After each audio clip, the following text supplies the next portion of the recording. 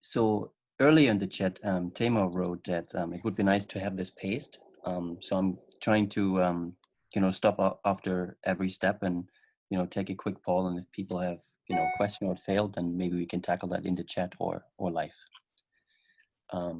If you haven't found the link to this particular hands-on, you find it on our landing page, the IBM Kubeflow Dojo. And I'm currently looking at the KFP with Tekton hands-on tutorial. Just quickly, yesterday, Weisheng went through the deployment on the IKS cluster.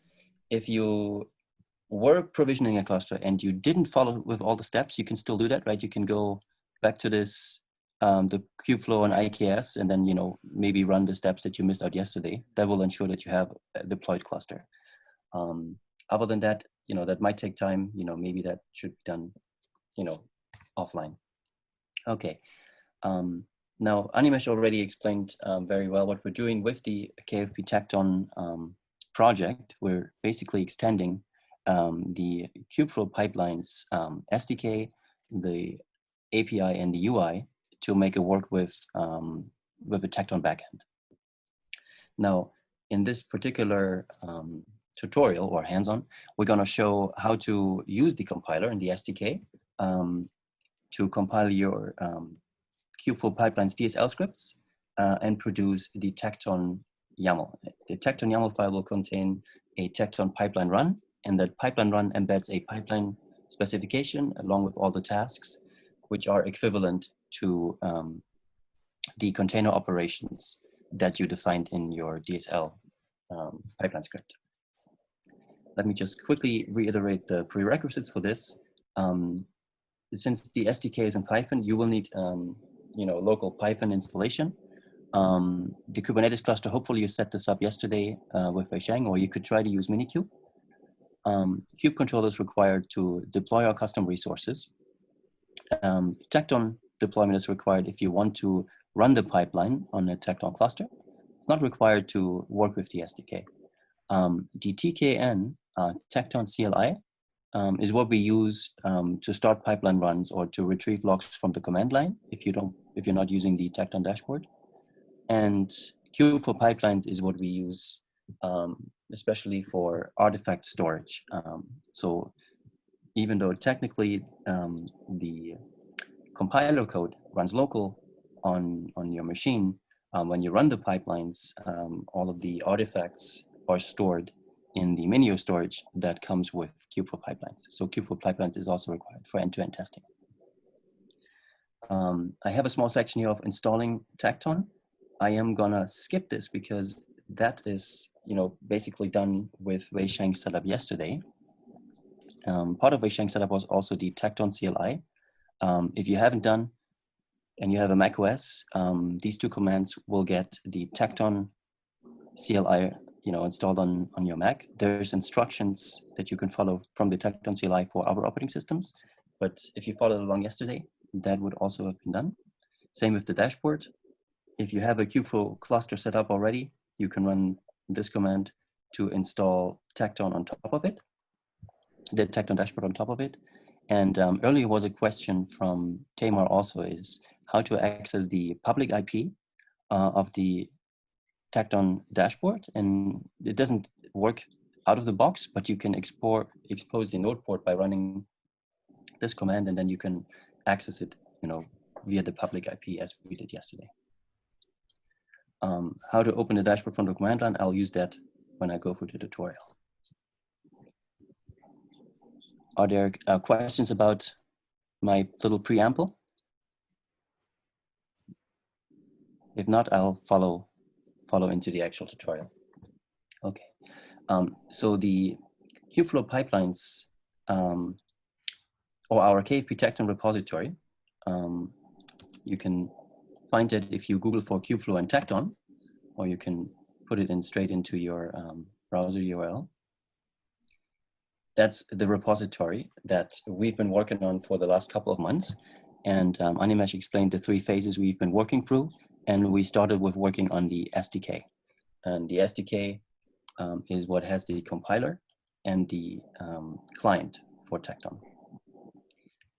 In that, if you go into the SDK directory in our repository, you'll find instructions also how to use the SDK, how it was implemented, what's special about it. It's not much compared to what else you find in KFP. The KFP SDK, we only extended the compiler and the client, and most of our work was in the compiler in order to produce the cargo YAML. You'll also find installation instructions here, and this is very similar to the hands-on. So if you want to come back here after the tutorial, this will provide the instructions as to how to get started. Okay, I'll go back to our tutorial, and I'll start by cloning the repository. And I will do this using PyCharm, which is my preferred IDE. And I'll just, oh, I already did that yesterday. So I'll create a temp directory here and go into my temp directory and run this one again. If you want to follow along, I'm doing this here live, so I get a good sense of what the timing would be for this. Once you clone your repository, you cd into the KFP Tekton directory, and you should have all the files and folders that you just saw on the GitHub page. From within Tacton, you can install your SDK either directly, or what we recommend is that you create a virtual environment so that you don't interfere with your local Python environment. You can also use Conda for this, or you can use the built-in venv module that comes with Python 3. That might take a little bit of time.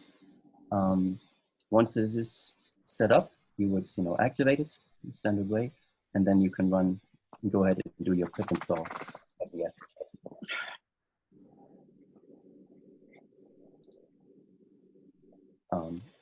The virtual environment was created. I'm going to activate it. And now my terminal shows me that I'm in this virtual environment. And just for check, I can see if what's in my Python packages, and pip only has 2 packages, which tells me that this is not the global environment, and I'm safe to proceed to install Tacton.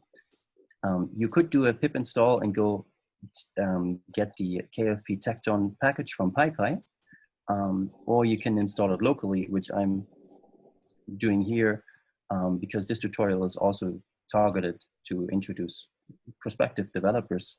We are not seeing your command line, Christian. Say again? Are you doing something on the command line which you want to show, or? Yeah, so I'm doing this here. I'm going to install it.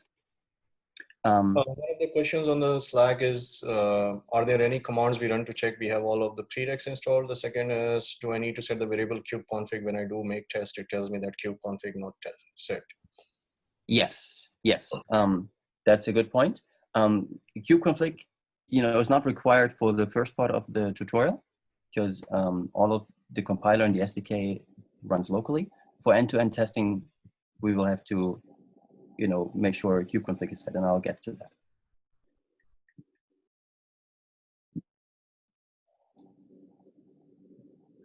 Okay, so now I see that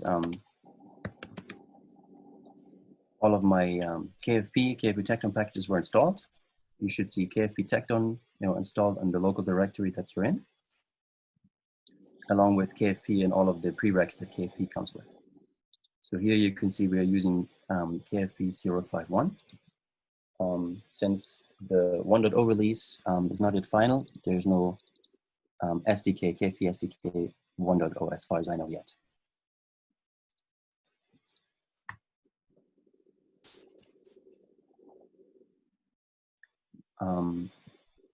To verify that the SDK was installed properly, one way to test is to just run the test suite. You can see our makefile has several targets, and test is one that we typically run when we do any kind of development. I'm going to run the make test command.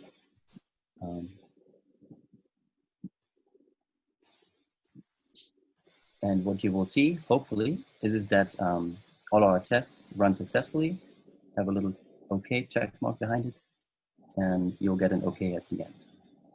Here it will say that my end-to-end tests were not run because kubeconfig was not set. I will set that in a moment. Before I go to end-to-end testing, I'm reading along in the chat, pipeline run status.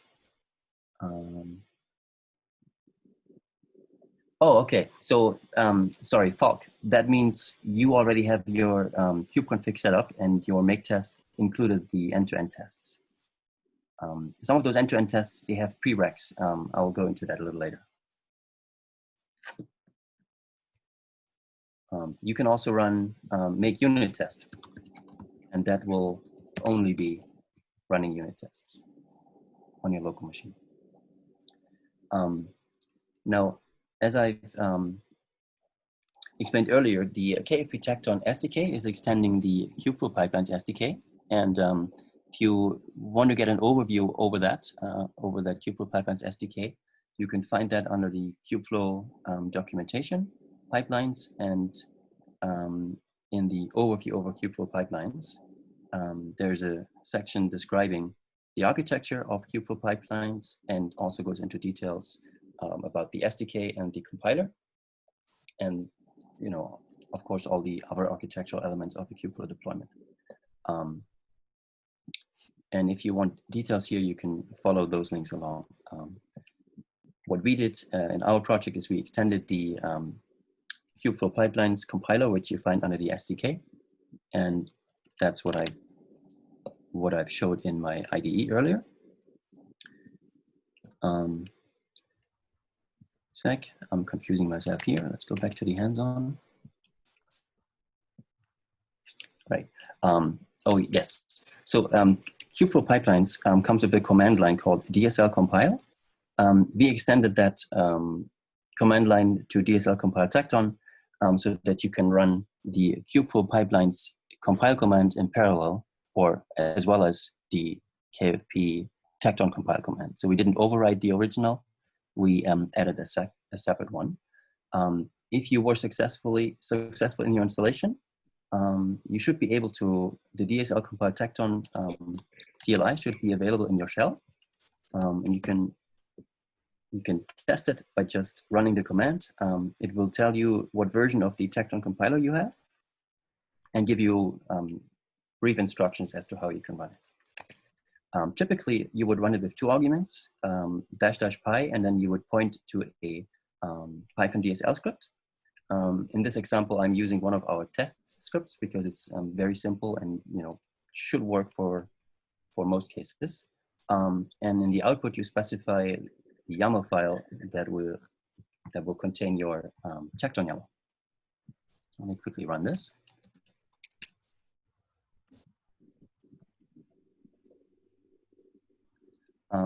The output here, again, is only telling you that you're using the Tekton compiler. And now let's check if the pipeline YAML was generated correctly. And it looks like it. I worked on the temp directory, and in my KFP Tekton folder, you would then see the generated YAML file. At the top of the YAML file, you would see that this is, Tekton version v1 beta, and the custom resource type is the pipeline run. You would find the metadata and the specification of that particular pipeline, along with the parameters that this pipeline needs. If you want to compare this to the actual script, the Python DSL script that we compiled, that was the parallel join. The parallel join test script you would find under the SDK folder, tests for the compiler.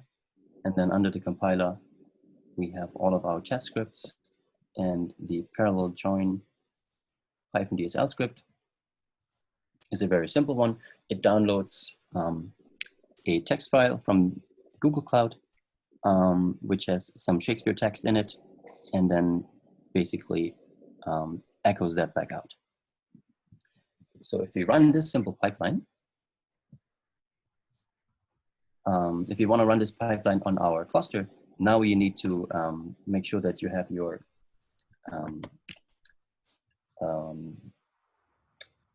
Kubernetes cluster correctly configured. And if you run kube control,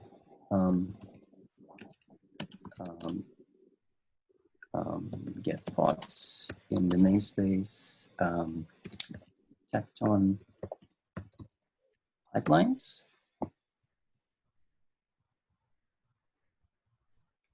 And it says you can't connect, then you're sure that you have to, still export your Kubernetes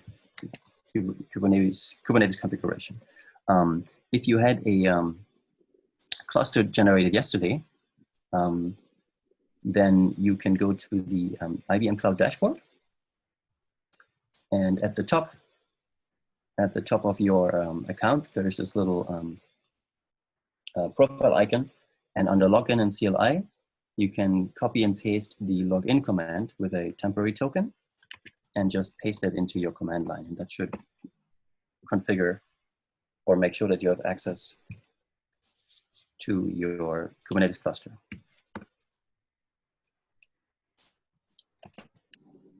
That is the login command, and then you go to the access. You can copy the IBM Cloud config command, and then paste that into your command line.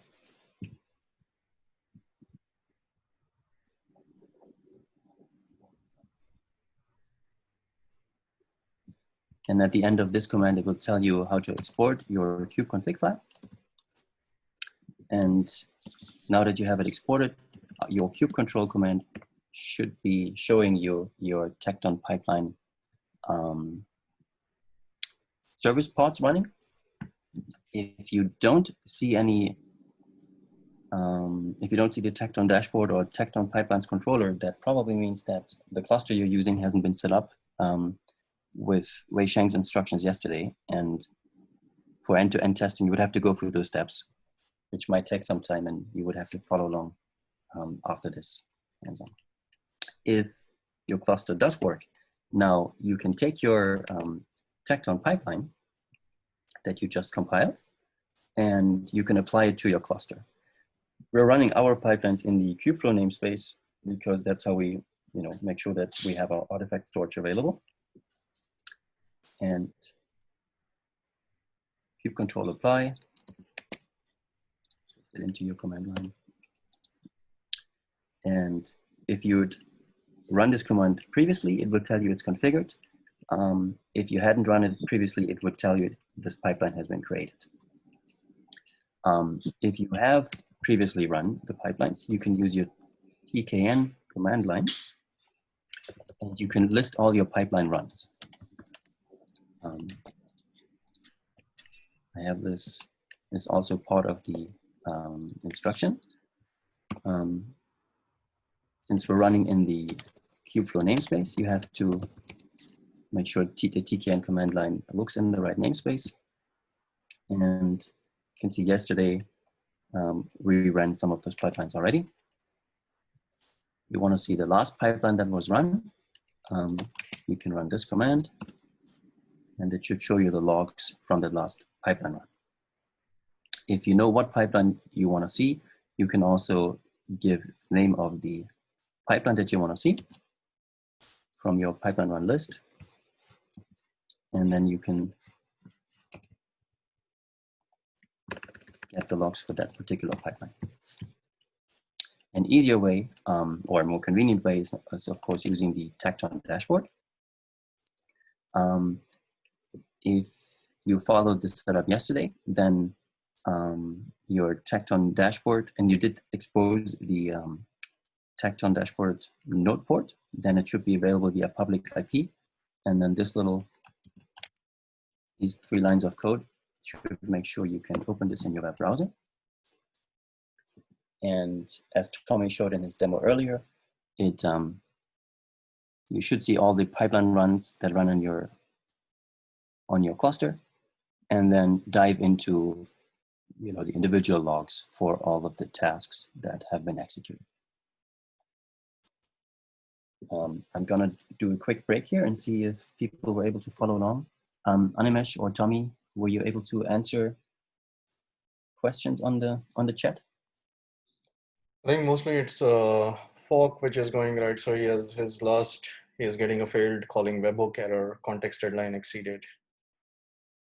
And now that's, I mean, if your environment fork, right, if you have deployed Tekton and redeployed right, then the problem might be that there are stale webhooks, right, which typically shows these errors. I don't know, Christian, if you have any other contextual web background for that, failing webhook error. I mean, typically in these cases, we tend to delete the webhook and it gets recreated again as you push the Tekton deployment. Yeah, wiping out the Tacton deployment and redeploying is one way to get rid of that. That's true. Falk, were you able to see, use the tkn command line to see previous pipeline runs, and did they succeed or fail?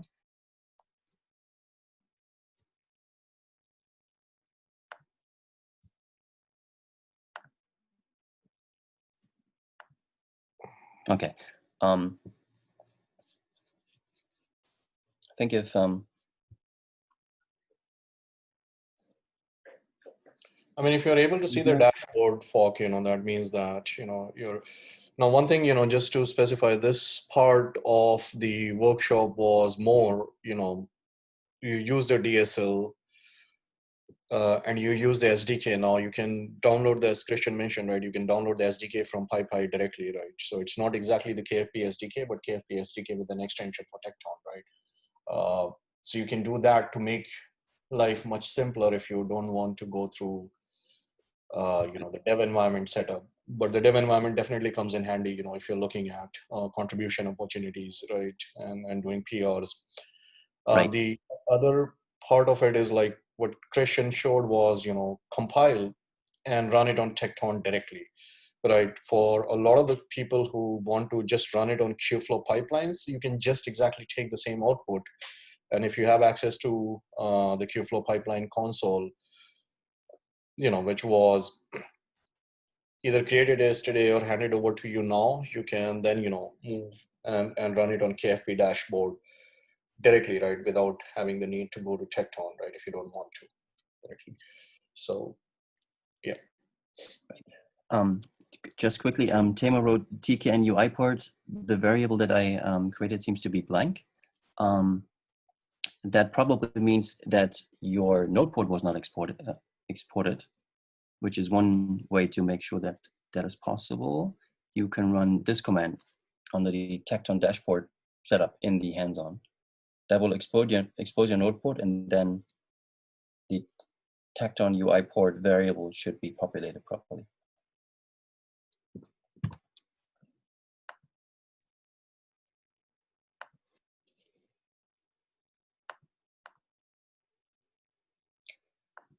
Okay, so this part of the hands-on was about how to compile, your Python Kubeflow DSL scripts, and the next step would be to take that YAML and you either deploy it to your cluster directly, or you upload it to the UI, which is what Tommy briefly demoed earlier. And I'm not sure, maybe we can do that in a hands-on fashion too if Tommy is back. Tommy unfortunately is having trouble with his laptop not charging, right? So he's trying to figure that out. Do you have a Tekton cluster? I'm sorry, a Kubeflow pipeline with Tekton cluster with you, Christian? Otherwise, I can probably, I mean, the upload part is, pretty straightforward. Maybe, if you go to that, if you want, Christian, I can share my screen. Oh yeah, share screen, sure. Okay. So I think, so the next part, right, typically, once you have compiled that, right, you can upload it from here itself, right? So anyone, who wants to run it on Kubeflow pipeline UI, right? If you have access to the dashboard, just go and upload that compiled YAML here. And once you have it uploaded, right, you will see the pipelines, right, listed. Now, all these pipelines here, they're all, configured with Tekton backend, right? So the one which you are using in the workshop is the parallel join. right? Which is, so the YAML which you would have produced is going to look like this, right? So you can upload directly onto the Kubeflow pipeline dashboard if it is not already there. If it is already there, then you can, you know, just proceed with it and launch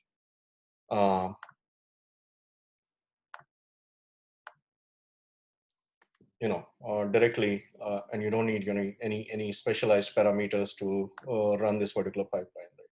So all the demos which we have been showing, for example, yesterday or today, right? For example, the MNIST end-to-end pipeline, that's also, you know, this one is also running with the Tekton backend. So if you see, you know, the backing option for it is the Tekton YAML with the pipeline run spec bundled with the task spec, right? So essentially the output of you taking that Dsl, compiling it, uploading it, and then launching it, right? So same step, right? Go to the launch screen, give it a unique name. Otherwise, you know, Kubeflow pipeline generates a unique number so as to ensure, you know, the name remains unique. Choose an experiment name, right? And then just launch it, right? In this case, this one is the one which is, you know, going through the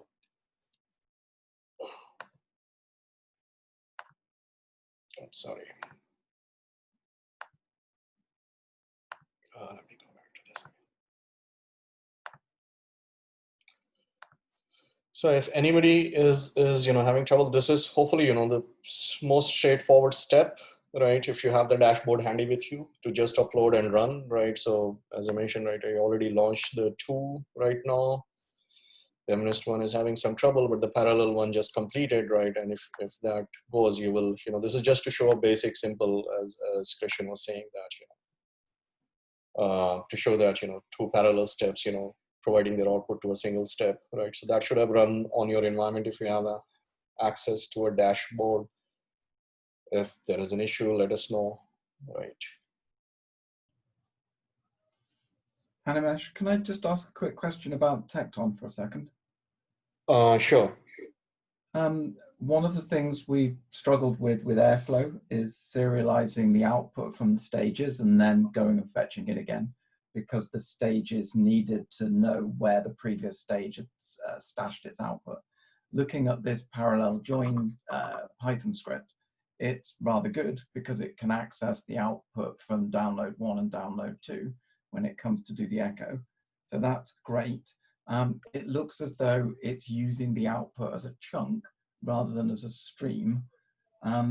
Is it reasonable to try and want to stream between these stages, or is it very much a case of wait till the stage is finished and then begin the other stages?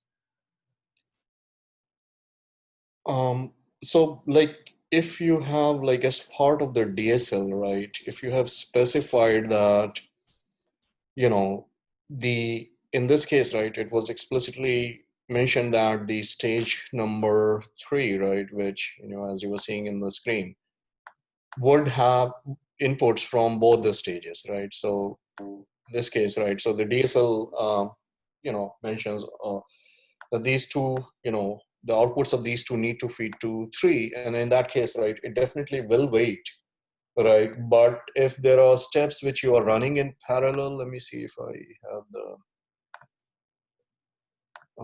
MNIST one.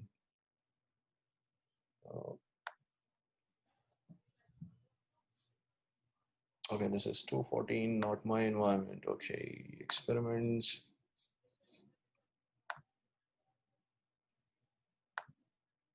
So if you look at this, right, so for example, this step, right, it didn't have a dependency on these 2 to complete, right? So as soon as the first one gets launched, right, this can start continuing before, you know, waiting for this to complete, right? So typically when you will launch this pipeline, you will see, you know, this one gets started, this one gets started, right? So the dependency chain is specified as part of your tag, right? So, and if you have that listed, then, you know, it has to wait. Otherwise, you know, things just get started in parallel. Yeah, that makes sense. I was just checking because in my scenarios where I'm processing large models, as the output comes from those 2 that you've got at the level where your mouse is, I'm feeding those into the next stage as a stream.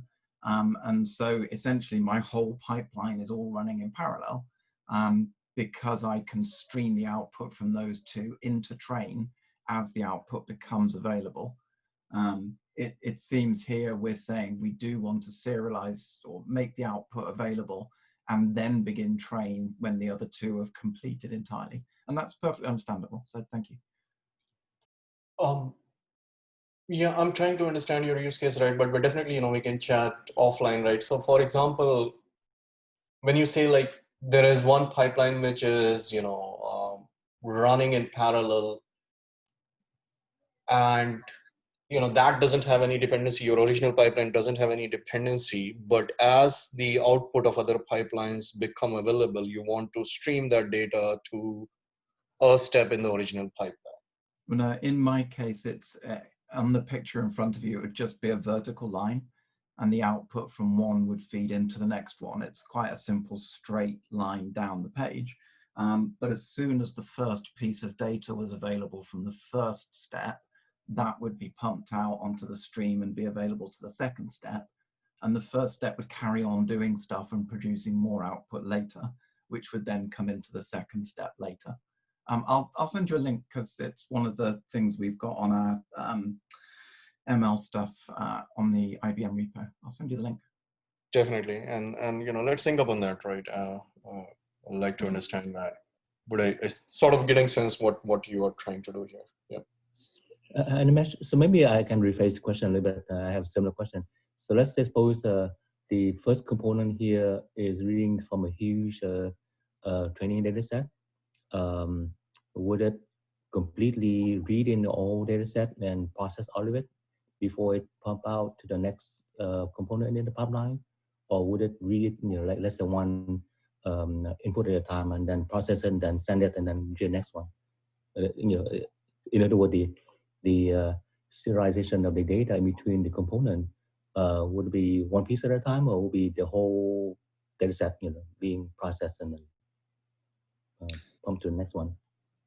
I think the way it is structured, so if you're like, you're thinking more like, streaming data, which is coming in different chunks, and then, the next step has to continue listening and doing this set of steps based on that streaming data, right at the outset, that's a step then which has a dependency, right? So for example, if you look at, let me see if I have that diagram, where Watson's speech to text pipeline is, it was probably in my, I have that slide.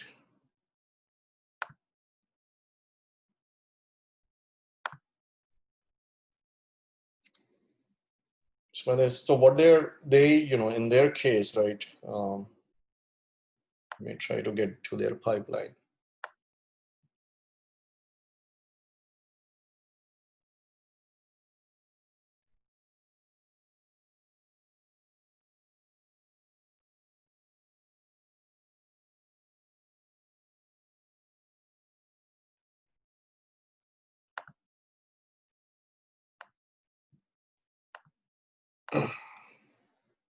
Now, in their case, right, they are essentially, running parallel steps, right? So they're getting these continuous chunks of audio, right? And as it is coming, right, they're splitting it up, right? Now, the question is, do you, for example, if you look at the data set merge, right, that has to depend, like there has to be, these time windows, and then, you can configure these pipelines to run on triggers or cron-based schedules, right? But there has to be at some particular point of time, they would have determined, right, that yes, this is the data which is enough for me to move to the next step, right? So, but unless once they get their input data, right, for audio extraction, they split it into multiple checks, spawn multiple parallel loops, which are then, converting it to audio, doing data preparation, all in parallel. Finally, when that is ready, then, it goes to the next set of the process. But there is a definite stop that, yes, now, you can move on and do this, right? If you want to continuously keep on doing this, then it's more like, event triggers you want to launch, based on the next set of data, right? And you define your boundary, like it's 10 MBs of audio. Once I have it, right, that's my boundary. Let's trigger another pipeline, right, to handle that, right? So that's typically, how you will handle, right? If I'm understanding right what you're meaning in terms of, continuously incoming data and continuously running pipelines.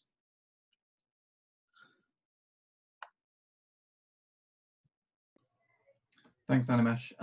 So I could use a strategy like that. My data, I actually bundle it up as it comes through in groups. So I could go horizontally. It's just my groups might be a few hundred. So I might need to go a few hundred horizontally to gather stuff up. But I could do that type of thing. I've sent you the link over in Slack, but I want you to get back to your hands-on demo, Ree.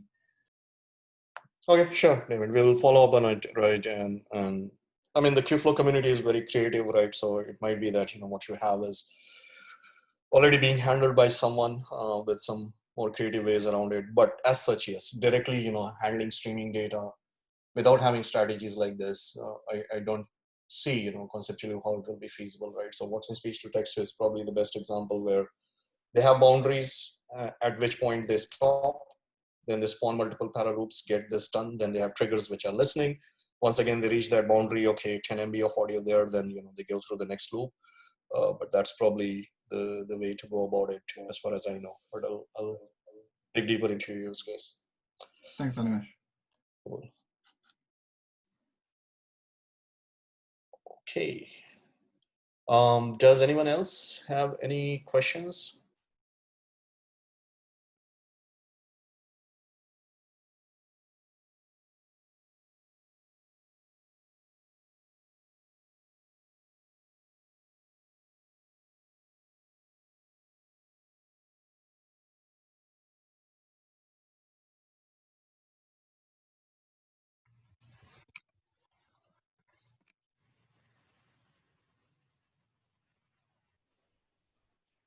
Ready for next steps?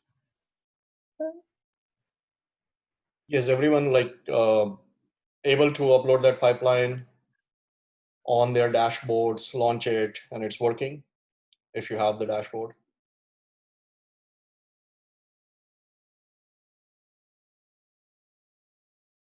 A few yeses. Yep. Successful, Bhavya is successful, Falk, I believe you went pretty far as well. So Scott is successful. So I think we probably are looking good. There's a question, is there a synchronous blocking execution of a pipeline similar to Argo submit wait? I haven't tried it. Christian or Tommy, do you have any insights? Like, is that something which is available as part of the Tekton CLI where you can submit, but wait or specify wait parameters that could run it after this much time? I haven't thought about such a scenario. I haven't tried that, no. It might be there. We just have a need to do that, right? But we can take a look at it. Yeah.